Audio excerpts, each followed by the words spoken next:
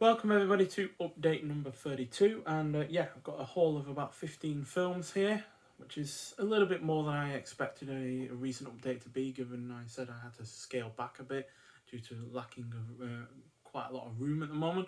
But yeah, three normal Blu-rays, a bunch of 4Ks, and then a couple of boutique releases from Eureka and Indicator. So yeah, we'll start off with the standard Blu-rays first. First of which is Matchstick Men, starring Nicolas Cage and Sam Rockwell, directed by Ridley Scott. And yeah, pretty decent film. Nothing spectacular, but I remember enjoying it a long time ago, and I figured since I really rather enjoyed Nicolas Cage in the unbelievable weight of, no, the unbearable weight of massive talent, that I'd get around to watching and owning more of his films. And yeah, this is a pretty solid crime comedy, but yeah, nothing spectacular. If you've seen other crime comedies with dealing with con men and stuff, it kind of is along those kind of lines, but still pretty good. And then the best film I've ever seen starring Gerard Butler is The Vanishing. Also stars Peter Mullen, and yeah, pretty damn good film really. Limited cast of only 3 people, set on an island with a lighthouse, and yeah, pretty darn good. I really rather enjoyed it. I know some people were really rather quite harsh against it, but yeah, I really rather enjoyed it. And it's about the real life story of the disappearance of the Flannan Isle keepers. So yeah, whether or not it's historically true or not, we don't really know, because we don't really know what happened to them. But still, really well done. And yeah, it's got a decent slipcover to it as well. It's basically just that again. And yeah, but at least unlike Matchstick Men, it's got a printed disc. So yeah, small positive there. And then finally, in terms of the normal Blu-rays, we have Pompeii. Now, this isn't a particularly great film by any means, especially if you don't like the director's other stuff, Paul W.S. Anderson. He directed the first Resident Evil, which was okay, but then he also did the sequels outside of the second and third one, and they were crap. So yeah, but still, this is a pretty darn entertaining film, quite frankly, in a lot of ways. It mixes the disaster genre with some historical aspects, and then like the sword and sandal kind of thing as well, like Gladiator, for an entertaining mix, but not one that is brilliant by any means. But yeah, good special effects, got a good deal of historical accuracy to it, and some rather scientific accuracy as well to it as well, in terms of depicting Mount Vesuvius erupting and all that lot. So yeah, pretty good in that regard. I guess because I'm a fan of the disaster genre, any disaster film that is even mildly good is going to be a positive to me. And now, swiftly moving on to the 4Ks, and speaking of Paul W.S. Anderson, I have the first Resident Evil on 4K. Like I said, a fairly decent film.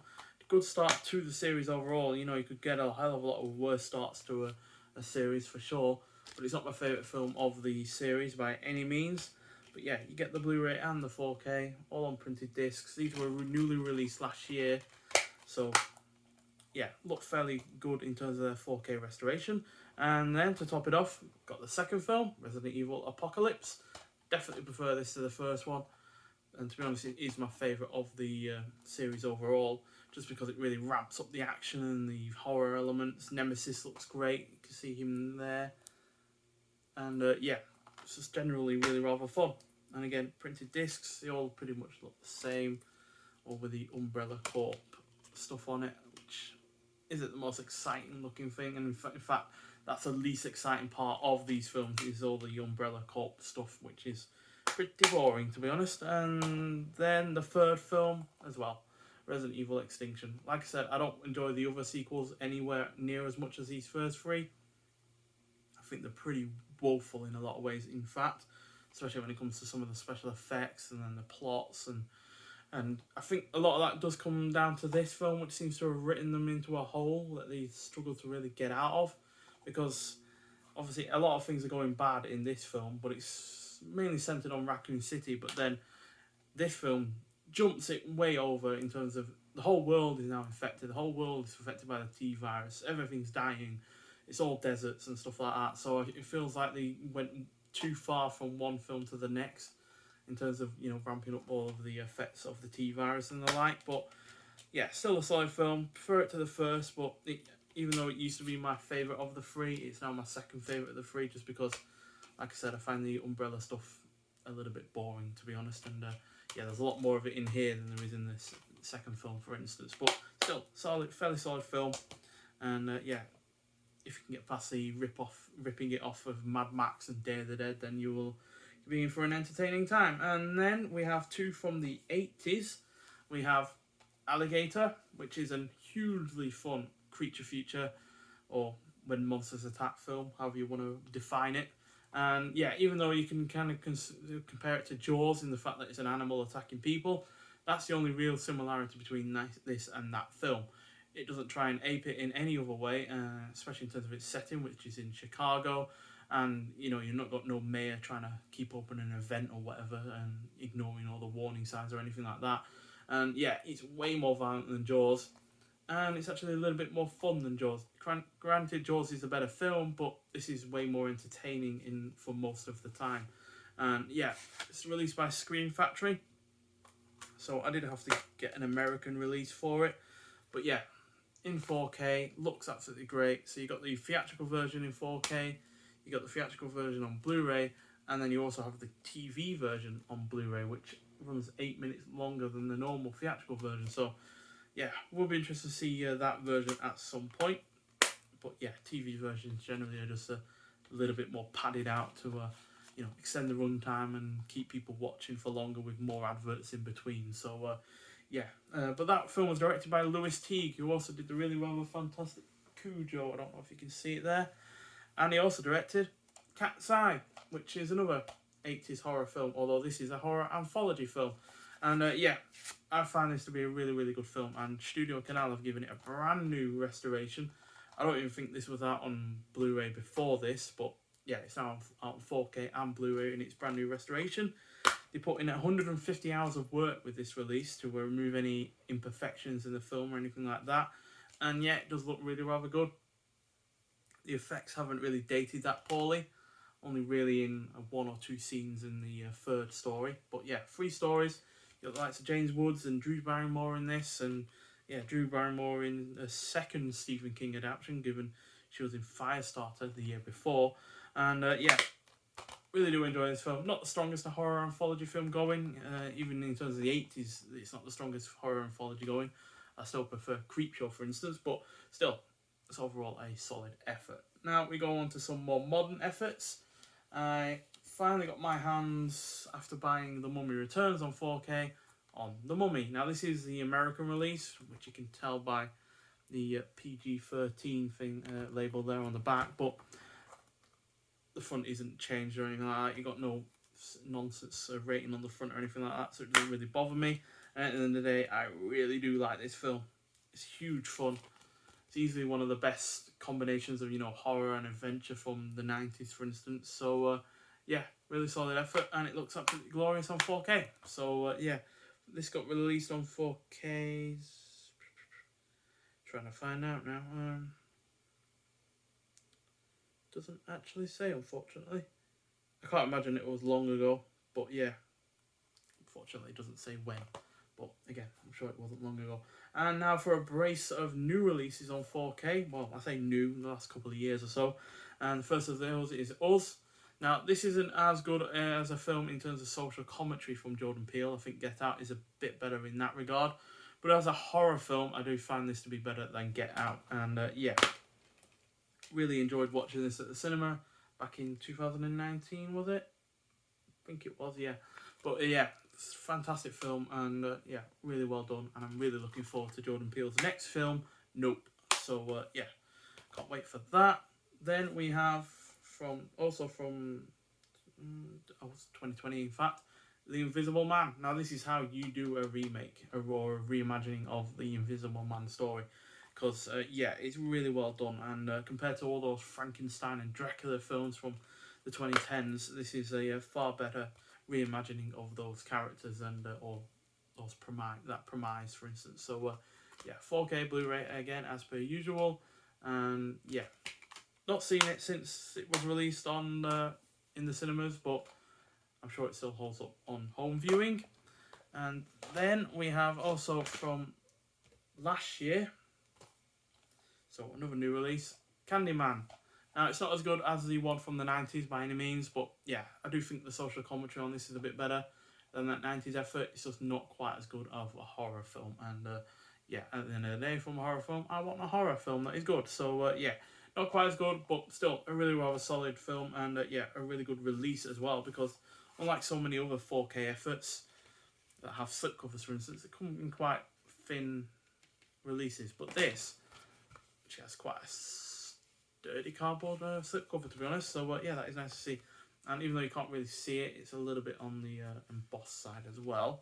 And yeah, this is the never before seen alternate ending. So who knows, maybe I'll enjoy it even more with that alternate ending. But yeah, the film itself was still solid in its original theatrical release. So yeah, really looking forward to seeing it again at some point.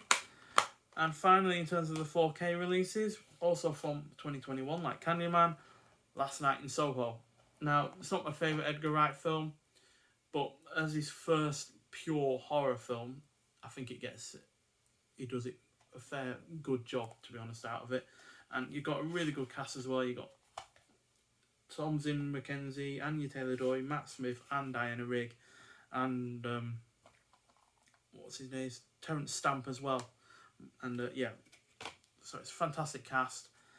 Visually, it looks great. The production is superb, especially when it goes into the 1960s. And yeah, I think it looks amazing. I like the fact as well that when she's walking through 1960s London, you see the James Bond marquee for Thunderball. Although with this having Diana Rigg in it, I think it would have been a bit better had it had On Her Majesty's Secret Service in there instead. But still, really, really good release. And yeah, I hope to see Edgar Wright do even better than that one, to be honest, if he does horror again. And now finally onto a couple of boutique label releases. The first of which is from Indicator, which was released alongside the Pamini Organisation box set, and that is Murphy's War, starring the great Peter O'Toole. Not seen anything else from the supporting cast, but they were all really good. And it's directed by Peter Yates. And yeah, this is the limited edition version, so naturally you get something a little bit extra, and that is a rather nice booklet. And yeah, it's got the cast, the crew write-up. It's got a write-up called No More Heroes by Julian Wheeler, which was released this year. Or written this year, should I say. And yeah, you've also got the making of Murphy's War from the year this was released, which was 1971. And yeah, you've got Peter O'Toole on location, as well as a shots from the set itself. And then you got About the Restoration as well. There's O'Toole and the director Peter Yates at the top there. And then yeah, you've got About the Restoration itself right at the back. So yes, it's a HD remaster from Studio Canal, which was the source for this edition. The film's original mono soundtrack was remastered at the same time. So yeah, not the an entirely original release in terms of you know, a remaster from Indicator, but yeah, it's a really rather good war film set during World War II, and Peter O'Toole basically he's trying to get his revenge for a ship that was on being sunk and having his crew massacred by a German U-boat. And yeah, a little bit mixed in terms of its tone. It does have some comedy elements in terms of the character interactions, but then it has really rather quite a dark ending. So I don't think tonally it fits completely, but it's got a fantastic score by John Barry. It's well directed, the locations are great, it's well shot, the action scenes are glorious. So yeah, it does hit the nail on the head in quite a lot of ways, but like I said, tonally it could be a little bit better.